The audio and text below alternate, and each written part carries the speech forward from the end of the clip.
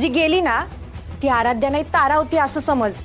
शकवत्या काय म्हणाला आठवतंय ना, ताराचा त्याग कर, विसरून जा ताराचं अस्तित्व, कळतंय का तुला? नाही, हे शक्य नाहीये, हे शक्य नाहीये। काही झालं तरी मी त्याला सगळं खरं खरं सांगणार आहे, सगळं खरं खरं सांगणार आहे। अगं हे सत्य सांगितल्यावर श्रेयसने जर तुला नाकारलं तर अख्खं आयुष्य तू श्रेयसच्या प्रेमाशिवाय जगू शकणार आहे का?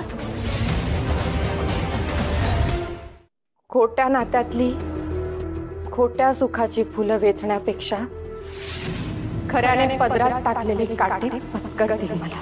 अगं आराध्या जाण्याचा धक्का श्रेयस पचवू शकला नव्हता, हे कळल्यावर तू हे सगळं पचवू शकेल असं वाटतंय का तुला? त्यापेक्षा आराध्या होऊन जगणं काय वाईट आहे? नाही, हीच माझ्या प्रेमाची खरी परीक्षा आहे आणि मला विश्वास आहे माझ्या प्रेमावर।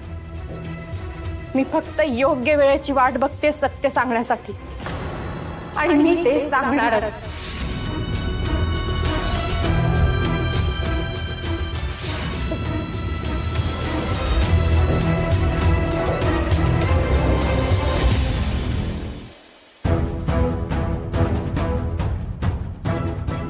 हॅलो, हा मी तेच सांगतोय तुम्हाला, 40 लाख आहेत मला माहिती आहे आणि कोणावर संशय हा प्रश्न नाहीच आहे। प्रश्न हा आहे की 40 लाख गायब आहेत ना, त्याच्या एंट्रीज नाही आहेत, चूकच आहे ही। हा एक्झॅक्टली, नाही ते मला कळतंय, करोडोंच्या व्यवहारात हे धागे शोधणं किचकट काम आहे, पण काही करून या 40 लाखांचा छडा लागायलाच हवा।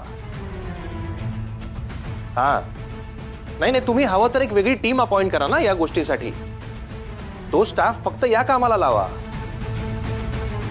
पण या 40 लाखांचा शोध लागायलाच हवा। Got it? ओके।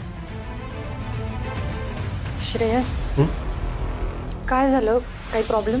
प्रॉब्लेम म्हणजे तेच 40 लाखाचं, काल काही छडा लागला नाही, आज लागायलाच हवा, तेच इन्स्ट्रक्शन्स देत होतो। प्लीज जरा सांभाळून, आपल्या नात्यांना धक्का लागायला नको, म्हणजे हे सगळं कोणी केलं याची कल्पना तर आहेच आपल्याला। बरोबर आहे तुझं, काय करणाऱ्यांनी पैशासाठी हे करताना नात्यांचा विचार केला नाहीच आहे ना,